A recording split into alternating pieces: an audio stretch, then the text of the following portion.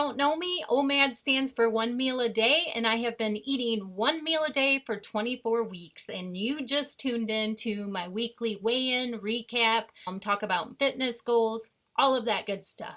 So let's get right down to it. First, I want to talk about my diet inside OMAD. I went out to eat so much, you guys. We met with so many family and friends this week. It was ridiculous. I ate out 5 times. So I did not get pictures of everything because sometimes when you're with friends, it just kind of looks weird when you're snapping pictures of your food. So I didn't get pictures of everything, but the ones I did, I'll put at the end of the video so you can see what I captured. As far as I wanted to talk a little bit about the difference in how I did OMAD. There was 2 days where I pushed back my window to around 6 o'clock.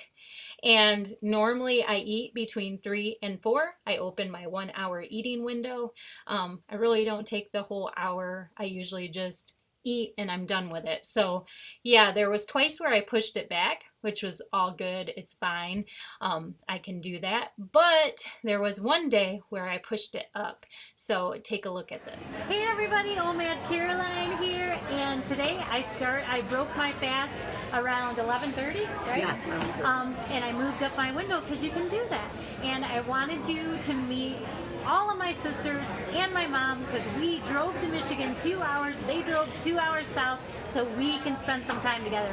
So I'm going to let them go around the table and introduce themselves. Lindy. And of course you know Mom. Oops, Yep, I got my hand in the Mom way. already had it of you. Hi, I'm Betty Lou. I'm the favorite of the bunch. And I'm Wendy. And I'm Cindy, the oldest sister. What? I'm Mindy. Go. And I am Kimmy. You've heard of me before. And that we are missing my brother Mel. And sorry bro. But anyways, it's been a great day and I will talk to you guys later. Yeah, so it was so worth moving my window up 3 or 4 hours. I did pay a little bit for it because around 8 or 9 o'clock, I did start getting some hunger pains. So that is okay because I'm a true believer in the process and I know that I will be fine. I'm allowed to be hungry and I did go to bed a little bit early. When I thought back on it, I realized that normally I eat between 3 and 4, and your body usually takes around 8 hours, maybe a little bit longer, to digest all of the food that you have put into it. So it's the energy it's using is working off that food you have put into it. And I realized, when I ate at 11:30, it was about 8 hours that I started feeling hunger pains. So I realized that's probably right in the time where my body was switching from using the food I digested as fuel and having to switch over to burning my fat stores. And it probably was being a little stubborn and saying, I'd rather you just eat a little more. So yeah, I'm kind of glad that I eat between 3 and 4 because when that happens normally, I'm snoozing. So yeah, that's my logic behind it. So that was the little bit of change I've had within my diet, was a lot of fast food in that, and then I moved my windows often. So let's see if that affected the scale. All right, so last week I weighed in at 184. And this week, I weighed in at 182, guys. Boom! That's 2 pounds down in week 24. I am so excited about that. So in the beginning, I started with the weight of 235.4. And like I said, today I weigh 182. So that is a total loss in 24 weeks of 53.4. So I want to talk to you guys a little bit because I've been getting emails from several people. Sorry that I haven't responded. Life's been very busy. I've been doing a lot of contract jobs, helping out the kids at the shop, babysitting, not to mention art. So it's been a little bit crazy, and I have not been able to send back some email messages, but several of them have the same tone. The amount of weight that's lost, and if we should be doing more, or if they should be doing more, or and I want you guys to understand that I have never lost like a whole lot of weight in the weeks. And so I'm going to put this chart up. This has been my weight loss tracker. I have it, and I want you guys to take a look. Normally I put it at the end of the video, but it usually scrolls down. I'm not sure if you guys really looked at it, but I really want to share this with you so that you guys can see that, I lose a lot of times under 2 pounds a week, but that's okay. I'm okay with that. So if you take a look, week 1 and week 11 were my big weight loss weeks. I lost around 6 pounds, but all the rest of the weeks, I think my next biggest weight loss, like, it was a 3 pound week, and all the rest were pretty much 2 pounds. So 2 pounds or under. I've had a couple of half-pound weeks. So the average of my weight loss is 2.2 pounds, but that average is up that high because of those 2 bigger weight loss weeks. So I want you to know that, I'm happy when I have any kind of loss. And to tell you the truth, I'm probably not going to be too upset if I have no loss. My true philosophy is if I'm not gaining, I'm winning. And you guys, it adds up. I know it's been 24 weeks, but that's 50, almost, 53.5 pounds down. It adds up. So I think the biggest part of this journey so far is patience in weight loss. When we have been fighting the battle of the bulge all of our life, we tend to want to see results now, now, now. And when I realized that, weight loss is more about hormone imbalance, and then when I did more studies in that it's kind of impossible to lose more than 2-3 pounds of fat in a week, I started accepting that it's okay to have a slow and gradual weight loss. I am not a calorie in, calorie out thinker anymore at all. And although we're going to talk about fitness later on, what I'm doing as fitness is for fitness goals, and I try not to connect it to my weight loss. So I just want to share this with you, okay? I have had a lot of people question what I'm doing, and most of the time what I say to them is, you need to read Dr. Fung's obesity code, and then we'll discuss it. And you've got people that are open-minded and that will listen to it, and they change their way of thought. And I just wanted to share this example. I have a niece who found out about my weight loss journey and is very proud of me, very close. I love her to pieces. And she sent me a message saying, okay, what exactly are you doing? And my niece is a beach body person. Like, she does the beach body. She is a pound instructor. And I just told her, I said, this is what I'm doing. When you're not eating, you're actually giving your body time to detox and take care of itself and regenerate and heal. Eating less is actually beneficial, and it'll adjust your hormones and improve insulin resistance. And I said, you just really need to read the obesity code.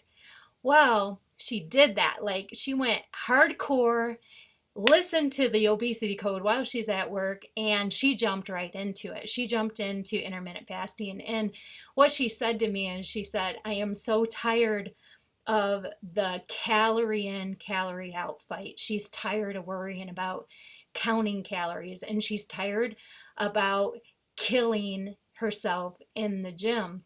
And I have to be honest with you, Dr. Fung's obesity code changed my life. I no longer look at food in calories. I no longer look at exercise in calories. And it is so freeing. Well, she sends me this video this morning. Check this out. So it begins. Everybody at break at work asks me, "Why aren't you eating? Where is your food?" "Oh, I'm trying to fast. I'm trying to go for OMAD, but if not, I'll do 20 and 4. "You're not eating for 20 hours? That's not healthy." Research it, people. I feel amazing. I've gone, not OMAD since Friday, but I have not gone over a 4-hour window, so I feel like that might be my money zone. But anyways, just wanted to let you know that's how it started. Love you. So anyways, I have so been there, and I told her, do exactly what I do. Just say, listen to the obesity code, read the obesity code, and then let's discuss it. And it brings me to what David Goggins, I don't know, obesity code with Dr. Fung changed my life as far as what I eat and when I eat, okay? But as far as dedication and not being swayed off of my focus, it is David Goggins Can't Hurt Me. See, I'm a Goggins gal, you guys. Mika, you need to send me a message, tell me your size and stuff, and then tell me what your favorite quote is, okay? All right, sorry guys. So I am a Goggins gal, all right, through and through. And his book Can't Hurt Me changed my life because there is a quote, hold on. And the quote I'm putting on the back of my shirt. And it says, most people who doubt you because they can never see themselves doing what you are trying to do. Oh, I love that. So a lot of people who question what you're doing or, are sometimes crippled by their education. So they may have been educated in the health field. They may have been educated by the world. They may have been educated by their own doctors. And it's not until they open their mind to this amazing Dr. Fung, who is a kidney specialist, do they realize that what they have been taught in their core beliefs are pretty much lies and untruths. So yeah, so I just wanted to share that with you guys.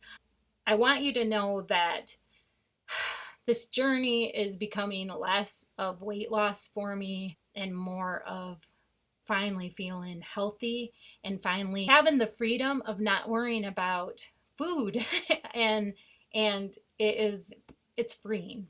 All right. So yeah, let's talk about measurements, you guys, because I have been so into measuring and I'm getting more excited about my measurements than anything else. So if you take a look at last week, my overall measurements was 202 3/4. And this week it's 200 1/2. All right. Now I know it looks like I've lost an inch off of my chest, you guys, but I have to tell you, I feel like I am losing my back fat. You guys, I probably could have wore a bra on my back fat. That's how much back fat there was. And I really do feel like I'm losing a lot in my back. I also lost 1/4 of an inch off each arms, but this is my second week of upper body weight training. And then I lost 3/4 off of my hips, you guys. I kind of can tell because when I jump rope, my leggings are starting to fall down again. So I may have to invest in a smaller size of leggings, but it's okay by me. So this week I lost 2¼ inches. Overall, since I have been measuring since week 15, I have lost 18 3/4 of an inch. Boom. So that's that. So let's talk about fitness, you guys. So I've got 2 fitness goals. One, win the Mother's Day 5K that me and my family are running. 2, have cut arms thanks to Fit Goddess 1111. So I really upped my weightlifting this week. I weightlifted for 3 days and then I did a 5K twice this week, and the other 2 days I walked. Well, pretty much every day I jump roped. The one day when I ran a 5K, my legs were like rubber when I got back. I really pushed myself and I couldn't even keep decent form to jump rope. So I usually jump rope before and after.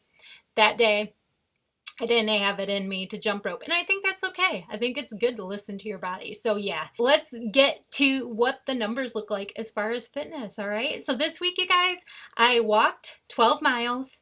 I jogged 6.2 miles. I weight trained for 2 hours, 13 minutes. I had 1 hour total of jump rope, and I added the Bowflex Max Trainer. It's a HIIT routine. And on my weightlifting days, I start with jump rope HIIT, I do my weight training, and then I jump on the Max Trainer and do that for 14 minutes. All right, so yeah, so I added the Max Trainer. Total hours spent doing fitness is 9 hours and 12 minutes this week. I feel like I've found a groove. I like everything I'm doing. I'm getting excited to see what my results are going to look like, 3 months from now from doing weight training. I always, whenever in the past I did weight training, I always gave myself 3 months to see what the change looked like. So yeah, so that's what's going. You guys, this week, I'm gonna start a Workout Wednesday little segment, and I am actually gonna post what my workouts look like on my weight training day, what my workouts look like on my 5K days, and what my workouts look like on my walking days. So I'm gonna share that, and then when I get through them, I think I'm going to attempt to take you guys to different kind of classes. I think a lot of people talk about how nerve-wracking it is to go into the gym for the first time and stuff, but to go into like a pound class or a Zumba class or a CrossFit class, I think is pretty nerve-wracking. And I'm like, I'm gonna take you with me, and so you guys see what to expect, and I think it'll be fun. And I always love mixing it up. Like I had talked about David Goggins, another one thing he said was do something hard every day. And I have really been focused on that in my personal life, in my work life, and in my fitness life. So when things start feeling like I'm in the groove, that's when I decide to change it up and do something different. So I've been doing that. Like back in the day, I did a David Goggins challenge, and I had started, I hate fixing the bed. My husband always fixed the bed. And that week I started fixing the bed. Guess what, you guys? I fixed the bed and I don't even realize I'm fixing the bed. Seriously. And I have been doing stuff like that constantly because I think it's good to challenge yourself, and I think it is good to be uncomfortable. The more frequently you get yourself out of the comfort zone, the more quicker that you're going to reach the goals you want. So yeah, but anyways, that's it for me. Thanks for tuning in, you guys. 2 pounds down, pretty happy with that. Bye.